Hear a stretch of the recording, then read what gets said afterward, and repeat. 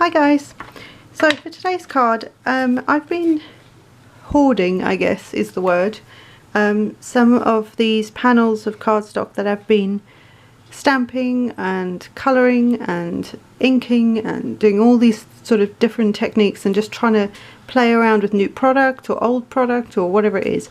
So this one happens to be on some I think this is a Daler-Rowney because it's quite smooth. I think this is the smooth, I want to say the hot press watercolour paper, but try different watercolour papers. Again, that was part of the experiment. And I basically heat set, I don't know how well, this is a very soft looking card, but I heat set in white the stamped image, and then I used some Artist Loft pearlescent paint. They are very inexpensive, they come in quite a large, in fact I'm going to get it for you quickly.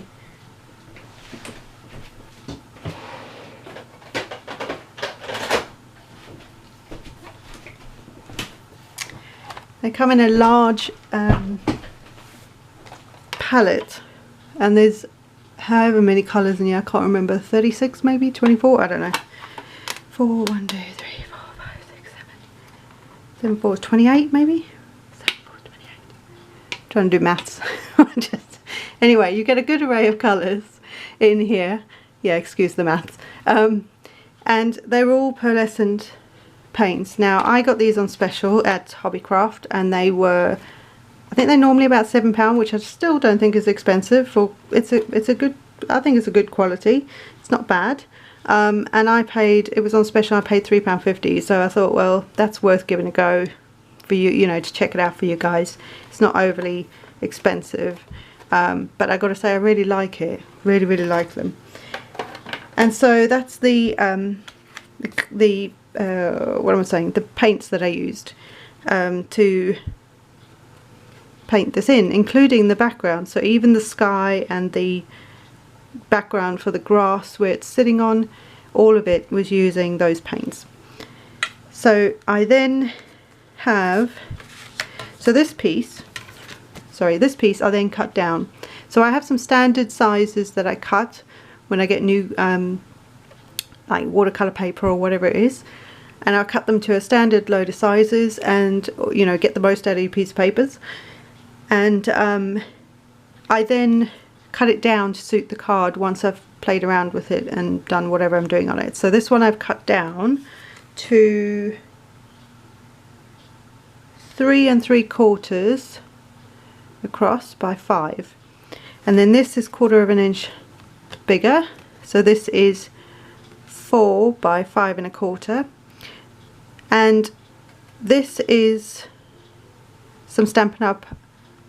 crumb cake, I can't talk today again, cardstock, and this, I just thought this brought out the sort of browny colours that are in there, because on the, I wanted a soft card, but that was too soft, and I needed a colour that was going to work with it but be quite soft for the sentiment. So that's why I decided on the crumb cake. So that will layer on top of that, and then this is a standard A2 size card, and I believe this is powder pink, which is, as of 2019, had retired when the new catalogue came out in June, I believe. I'm not sure, I don't stay that on top of it. And this measures 11 by 4 1/4 and folded at 5 1/2. So it will go this way.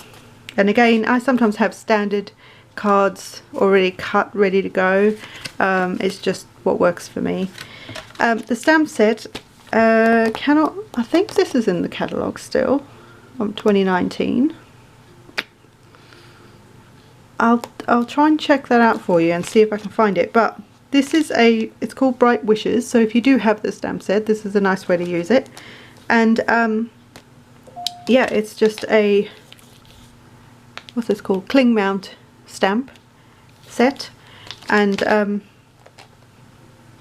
yeah, I like the sentiments in them. So that's what we're going to use, because I'm going to use sentiments out of there as well. And then I'm using some crumb cake cardstock, hello, ink. I'm hoping this will stick to this pearlescent in the background. Wish me luck. We're going to do that now, and I'm going to bring in an old school tool. Couldn't talk there for a second. And is it this one? Yeah, it's that one.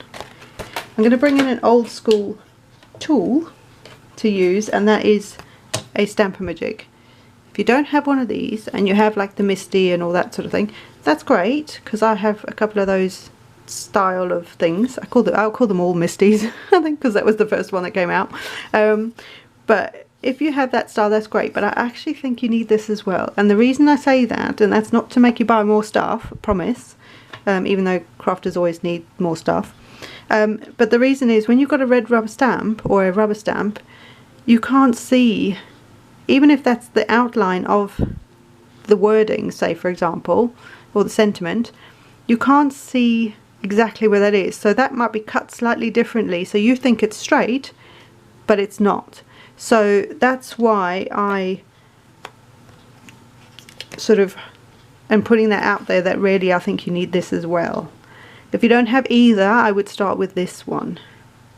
That's my little opinion, until you can afford, because this is much cheaper than like the Misty type of product out there. There's a Misty, there's a Tim Holtz one, there's a Hampton Art, which is the other one I've got. So it depends what your budget is and all that. So what I'm going to do first of all is get some blocks.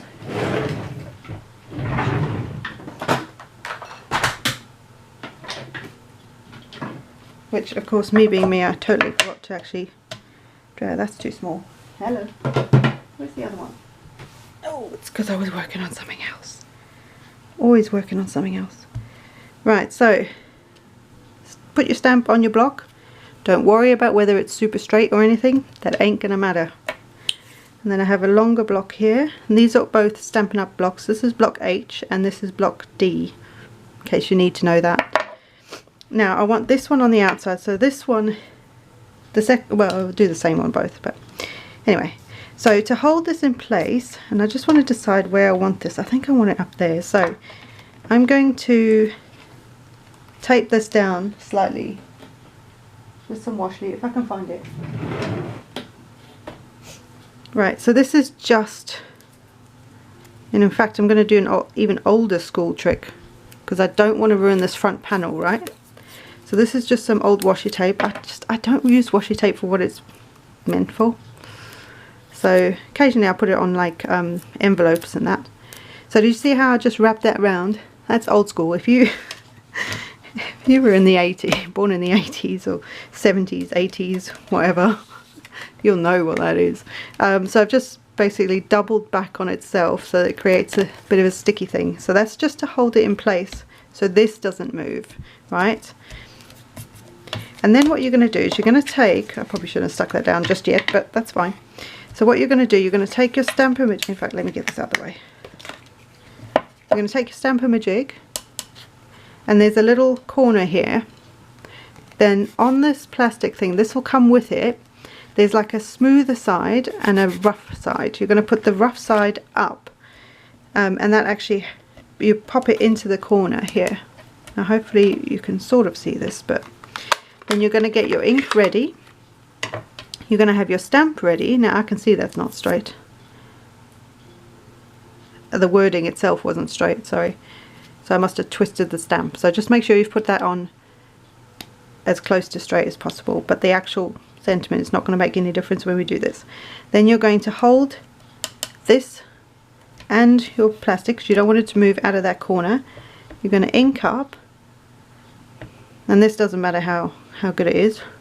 Make sure it's the right way up.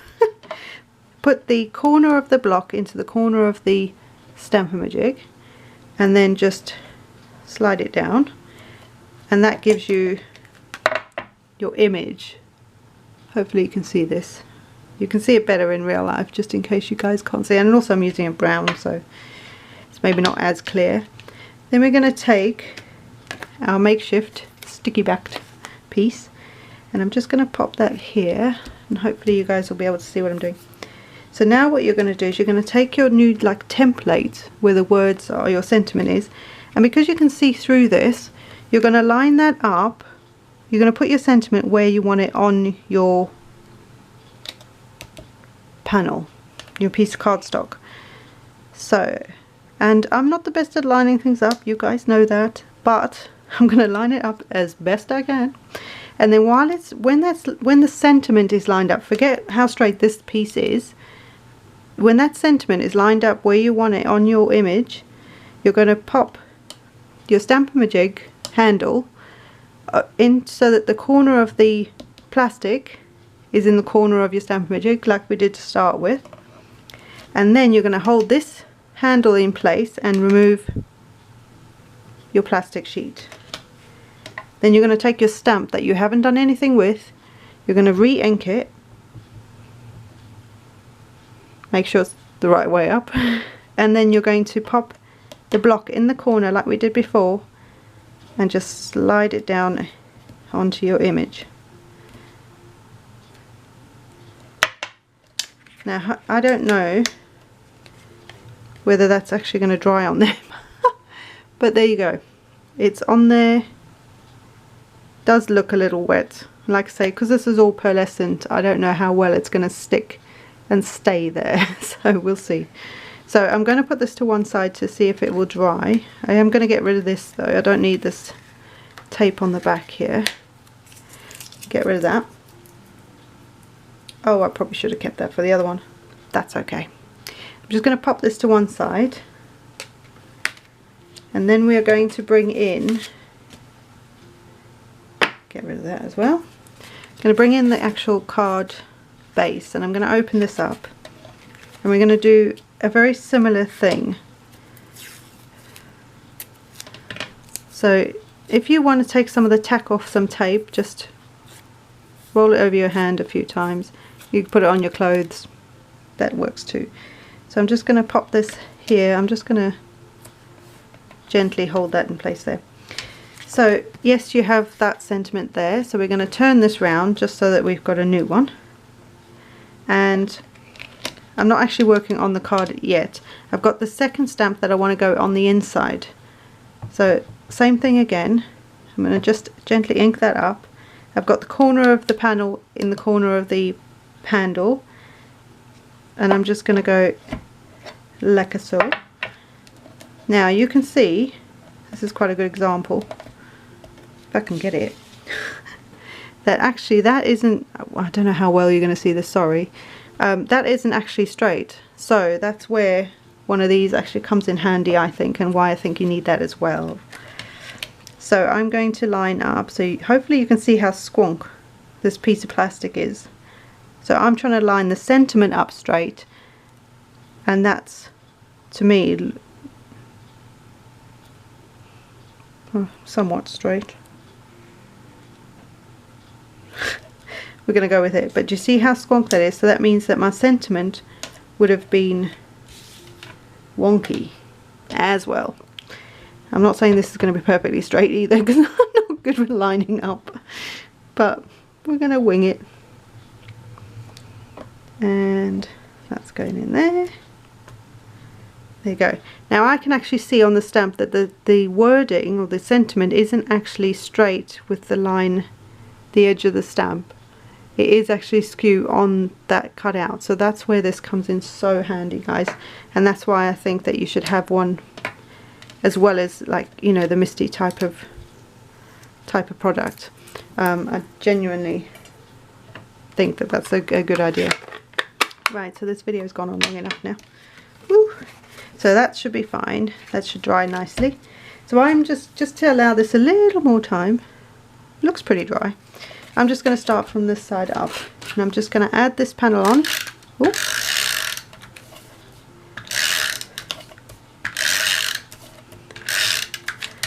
This is just some tape, and then I'm going to gently